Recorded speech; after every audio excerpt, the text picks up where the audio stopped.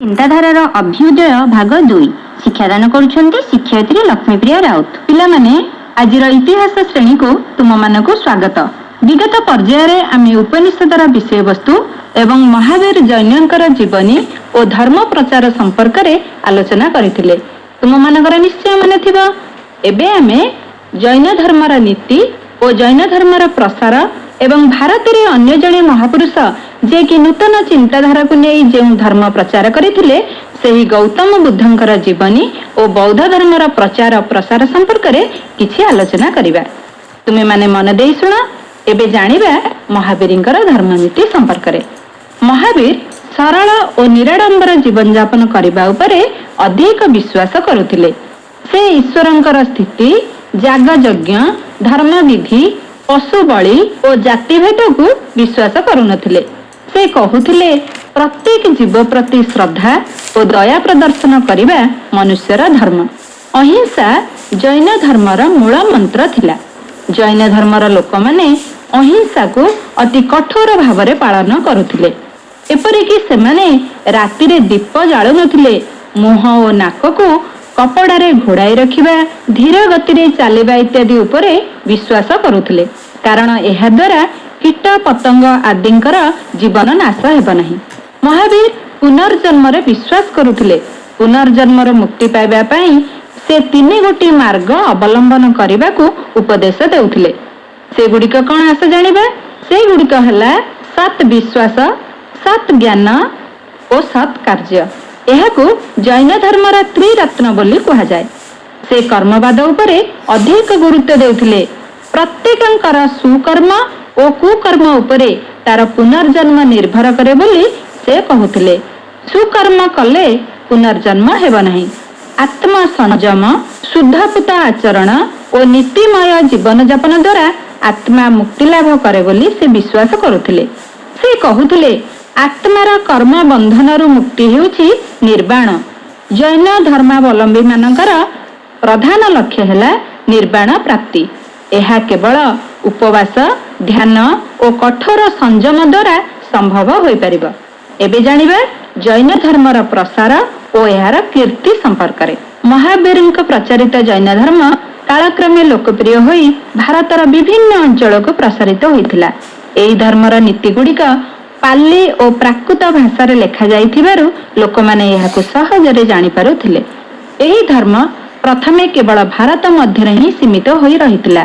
ବର୍ତ୍ତମାନ ରାଜସ୍ଥାନ ଓ ଗୁଜରାଟ ରାଜ୍ୟରେ ଅଧିକ ପରିମାଣରେ ପ୍ରସାର ଲାଭ କରିଛି।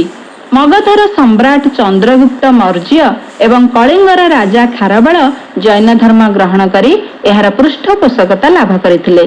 ଜୈନ ଧର୍ମର ସ୍ମୃତି ବହନ କରି ଭାରତର ବିଭିନ୍ନ ସ୍ଥାନରେ ଜୈନ କୀର୍ତ୍ତିମାନ ନିର୍ମିତ ହୋଇଥିଲା।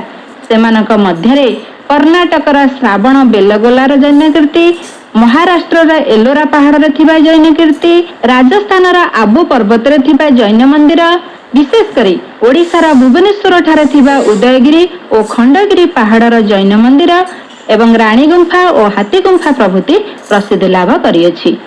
ମହାବୀରଙ୍କ ପରେ ଜୈନ ଧର୍ମାବଲମ୍ବୀମାନେ ଶ୍ୱେତାମ୍ବର ଓ ଦିଗମ୍ବର ନାମକ 2ଟି ଶ୍ରେଣୀରେ ବିଭକ୍ତ ହୋଇଥିଲେ। ଯେଉଁ ଜୈନ ସନ୍ନ୍ୟାସୀମାନେ ଧଳା ବସ୍ତ୍ର ପରିଧାନ କଲେ ସେମାନଙ୍କୁ ଶ୍ୱେତାମ୍ବର ଏବଂ ଯେଉଁମାନେ କୌଣସି ବସ୍ତ୍ର ପରିଧାନ କଲେ ନାହିଁ ସେମାନଙ୍କୁ ଦିଗମ୍ବର କୁହାଗଲା। ପିଲାମାନେ, ଏବେ ତ ଆମେ ମହାବୀର ଜୈନଙ୍କର ଧର୍ମନୀତି ଓ ଏହାର କୀର୍ତ୍ତି ସମ୍ପର୍କରେ ଜାଣିଲେ। ଏବେ ଆମେ ଆଉ ଜଣେ ମହାପୁରୁଷ ଗୌତମ ବୁଦ୍ଧଙ୍କ ସମ୍ପର୍କରେ କିଛି ଆଲୋଚନା କରିବା। ମହାବୀରଙ୍କ ଜନ୍ମର କେତେ ବର୍ଷ ପରେ ନେପାଳ ଦେଶର ହିମାଳୟ ପାଦଦେଶସ୍ଥ କପିଳାବାସ୍ତୁ ନଗରୀ। ଏହି ନଗରୀରେ ଶାକ୍ୟ ନାମକ ଏକ କ୍ଷତ୍ରିୟ ବଂଶର ରାଜା ଥିଲେ ସୁଧୋଦନ। ତାଙ୍କର ରାଣୀଙ୍କର ନାମ ଥିଲା ମାୟାଦେବୀ। ରାଣୀ ମାୟାଦେବୀ ଲୁମ୍ବିନୀ ଉଦ୍ୟାନରେ ଏକ ପୁତ୍ର ସନ୍ତାନକୁ ଜନ୍ମ ଦେଇଥିଲେ। ପୁତ୍ର ଜନ୍ମ ହେବାର 7 ଦିନ ପରେ ରାଣୀ ମାୟାଦେବୀଙ୍କର ମୃତ୍ୟୁ ହୋଇଥିଲା। ସେହି 7 ଦିନର ଶିଶୁପୁତ୍ରକୁ ତାଙ୍କର ମାଉସୀ ଗୌତମୀ ଲାଳନ ପାଳନ କରିଥିଲେ। ଗୌତମୀଙ୍କ ଦ୍ୱାରା ଲାଳିତ ପାଳିତ ହୋଇଥିବାରୁ ସେହି ଶିଶୁପୁତ୍ରଟିର ନାମ ଗୌତମ ରଖାଯାଇଥିଲା। ଗୌତମଙ୍କର ଅନ୍ୟ ନାମ ସିଦ୍ଧାର୍ଥ ଥିଲା। ବୋଧ ବା ଜ୍ଞାନ ପ୍ରାପ୍ତି ହୋଇଥିବାରୁ ସେ ହେଲେ ବୁଦ୍ଧ।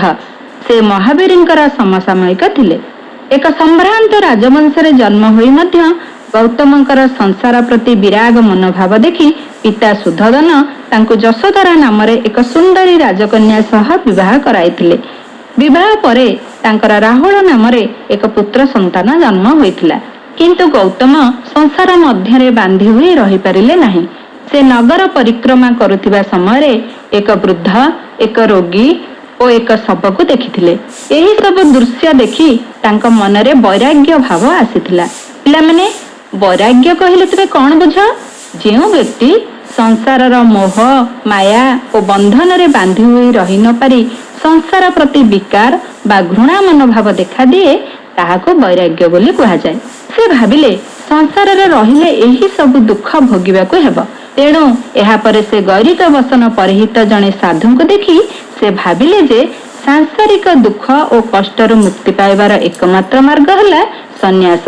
ତେଣୁ ସେ 29 ବର୍ଷ ବୟସରେ ଏକ ଗଭୀର ରାତିରେ ପତ୍ନୀ, ପୁତ୍ର ଓ ରାଜପ୍ରାସାଦ ତ୍ୟାଗ କରିଥିଲେ। ତାଙ୍କର ଏହି ସଂସାର ତ୍ୟାଗକୁ ମହାଭିନିଷ୍କ୍ରମଣ କୁହାଯାଏ। ଦୀର୍ଘ 6 ବର୍ଷ ଧରି ବିଭିନ୍ନ ସ୍ଥାନ ବୁଲି ଜ୍ଞାନ ଆହରଣ କରିବାର ମାର୍ଗ ସେ ଖୋଜିଥିଲେ। ସେ ଆରାଧ କାଳାମ ଏବଂ ରୁଦ୍ରକ ରାମପୁତ୍ର ନାମକ ସନ୍ନ୍ୟାସୀ ମାନଙ୍କର ଶିଷ୍ୟ ଥିଲେ। ମାତ୍ର ସେଥିରେ ସେ ସନ୍ତୁଷ୍ଟ ନ ହେବାରୁ ଗୟାକୁ ଯାଇ ନିରଞ୍ଜନା ନଦୀ କୂଳରେ ଥିବା ଏକ ଅଶ୍ୱତ୍ଥ ଗଛ ମୂଳରେ ବହୁଦିନ ଧରି ଧ୍ୟାନମଗ୍ନ ରହି ଜ୍ଞାନପ୍ରାପ୍ତ ହେଲା ପରେ ବୁଦ୍ଧ ନାମରେ ପରିଚିତ ହେଲେ। ଯେଉଁ ଅଶ୍ୱତ୍ଥ ଗଛ ମୂଳରେ ଧ୍ୟାନ କରୁଥିଲେ ସେହି ବୃକ୍ଷକୁ ବୋଧିଦ୍ରୁମ ଓ ସେ ସ୍ଥାନକୁ ବୁଦ୍ଧ ଗୟା ବୋଲି କୁହାଗଲା। ଏହା ବର୍ତ୍ତମାନ ବିହାରର ବୋଧଗୟା ନାମରେ ପରିଚିତ। ପିଲାମାନେ, ଏବେ ଆସ ଜାଣିବା ଧର୍ମ ପ୍ରଚାର ସମ୍ପର୍କରେ।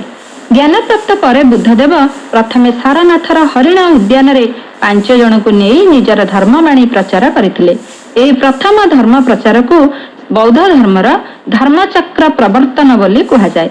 ବୁଦ୍ଧଦେବ ତାଙ୍କର ଦିବ୍ୟ ଜ୍ଞାନକୁ ବିତରଣ କରିବା ଉଦ୍ଦେଶ୍ୟରେ ଭାରତର ବିଭିନ୍ନ ସ୍ଥାନକୁ ଯାଇଥିଲେ। ମଗଧକୁ ଯାତ୍ରା କରି ରାଜା ବିମ୍ବିସାର ଓ ଅଜାତ ଶତ୍ରୁଙ୍କୁ ତାଙ୍କ ଧର୍ମରେ ଦୀକ୍ଷିତ କରାଇଥିଲେ। କୋଶଳ ଯାଇ ରାଜା ପ୍ରସେନଜିତ ଓ ରାଣୀ ମଲ୍ଲିକାଙ୍କୁ ତାଙ୍କର ଶିଷ୍ୟ କରାଇଥିଲେ। କପିଳାବସ୍ତୁ ଯାଇ ପିତା ଶୁଦ୍ଧୋଦନ ଓ ପୁତ୍ର ରାହୁଳଙ୍କୁ ବୌଦ୍ଧ ଧର୍ମରେ ଦୀକ୍ଷିତ କରାଇଥିଲେ। କାଳକ୍ରମେ ଶ୍ରାବସ୍ତୀ, ନାଳନ୍ଦା, କୌଶାମ୍ବୀ, ଚମ୍ପା, ପାବା, କୁଶୀନଗର ଆଦି ସ୍ଥାନ ଭ୍ରମଣ କରି ନିଜର ଧର୍ମ ଅତି ସରଳ ଭାଷାରେ ବୁଝାଇଥିଲେ।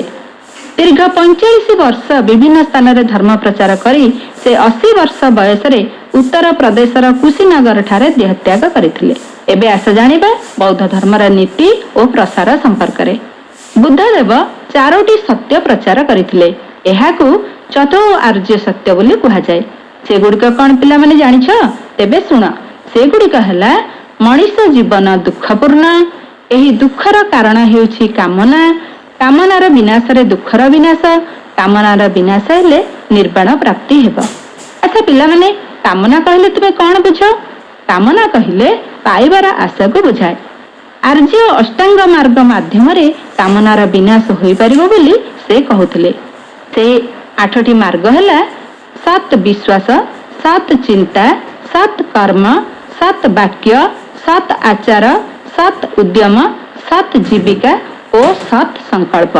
ଏହି ଆର୍ଯ୍ୟ ଅଷ୍ଟାଙ୍ଗ ମାର୍ଗ ବ୍ରାହ୍ମଣ ଧର୍ମର କୋମଳତା ଓ ଜୈନ ଧର୍ମର କଠୋରତାର ମଧ୍ୟବର୍ତ୍ତୀ ହୋଇଥିବାରୁ ଏହାକୁ ମଧ୍ୟମ ପଥ ବୋଲି ମଧ୍ୟ କୁହାଯାଏ। ଗୌତମ ଅହିଂସା ଆଚରଣ ଉପରେ ଅଧିକ ଗୁରୁତ୍ୱ ଆରୋପ କରିଥିଲେ। ତେଣୁ ଜଣେ ଅନ୍ୟ କୌଣସି ମନୁଷ୍ୟ ବା ପ୍ରାଣୀକୁ ହତ୍ୟା ବା ଆଘାତ କରିବା ଉଚିତ ନୁହେଁ ବୋଲି ସେ ତାଙ୍କର ଶିଷ୍ୟମାନଙ୍କୁ ବୁଝାଉଥିଲେ। ବୁଦ୍ଧଦେବ ଈଶ୍ୱରଙ୍କୁ ପୂଜା କରିବାର ପକ୍ଷପାତୀ ନଥିଲେ। ମୂର୍ତ୍ତି ପୂଜା, ଯାଗଯଜ୍ଞ ଏବଂ ବଳି ପ୍ରଥାକୁ ସେ ବାରଣ କରିଥିଲେ। ସେ ନୀତିମୟ ଜୀବନଯାପନ ଉପରେ ଅଧିକ ଗୁରୁତ୍ୱ ଆରୋପ କରିଥିଲେ। ଏବେ ଆସ ଜାଣିବା ବୌଦ୍ଧ ସଂଘ ବିଷୟରେ। ସଂଘ ଗଠନକୁ ବୁଦ୍ଧଦେବ ଅଧିକ ଗୁରୁତ୍ୱ ଦେଉଥିଲେ। ସେ ତାଙ୍କର ଶିଷ୍ୟମାନଙ୍କୁ ନେଇ ବୌଦ୍ଧ ସଂଘ ଗଠନ କରିଥିଲେ। ଏହି ବୌଦ୍ଧ ସଂଘଭୁକ୍ତ ସନ୍ନ୍ୟାସୀମାନେ ସଂଘବଦ୍ଧ ଭାବରେ ବୌଦ୍ଧ ବିହାର ମାନଙ୍କରେ ରହୁଥିଲେ। ସେଠାରେ ସେମାନେ ଧ୍ୟାନ ଓ ଧର୍ମ ଚର୍ଚ୍ଚା କରୁଥିଲେ। ବୌଦ୍ଧ ମାନଙ୍କୁ ଏଠାରେ ଶିକ୍ଷାଦାନ କରାଯାଉଥିଲା ଓ ବୌଦ୍ଧ ଧର୍ମ ପ୍ରଚାର ମଧ୍ୟ କରାଯାଉଥିଲା। ବୌଦ୍ଧ ସଂଘରେ ଯୋଗ ଦେବାକୁ ହେଲେ ଜଣକୁ ମସ୍ତକ ଲଣ୍ଡିତ ହୋଇ ଓ ଗୈରିକ ବସ୍ତ୍ର ପରିଧାନ କରି ତ୍ରିବାର ଉଚ୍ଚାରଣ କରିବାକୁ ହେଉଥିଲା, ବୁଦ୍ଧଂ ଶରଣଂ ଗଚ୍ଛାମି, ଧମ୍ମଂ ଶରଣଂ ଗଚ୍ଛାମି, ସଂଘଂ ଶରଣଂ ଗଚ୍ଛାମି। ଆଉ ବୌଦ୍ଧ ଧର୍ମ ଗ୍ରନ୍ଥକୁ ତ୍ରିପିଟକ ବୋଲି କୁହାଯାଉଥିଲା। ପିଲାମାନେ, ଏବେ ତୁମମାନଙ୍କ ପାଇଁ ଗୃହ କାର୍ଯ୍ୟ। ବୌଦ୍ଧ ଧର୍ମର ପ୍ରସାର କେଉଁ କେଉଁ ଦେଶମାନଙ୍କରେ ହୋଇଥିଲା? ଆର୍ଯ୍ୟ ଅଷ୍ଟାଙ୍ଗ ମାର୍ଗ କହିଲେ ତୁମେ କଣ ବୁଝ? ଆଜି ତ ସମୟ ହୋଇଯାଇଛି। ଆଜି ପାଇଁ ଏତିକି। ଧନ୍ୟବାଦ। ଏବେ ଆସୁ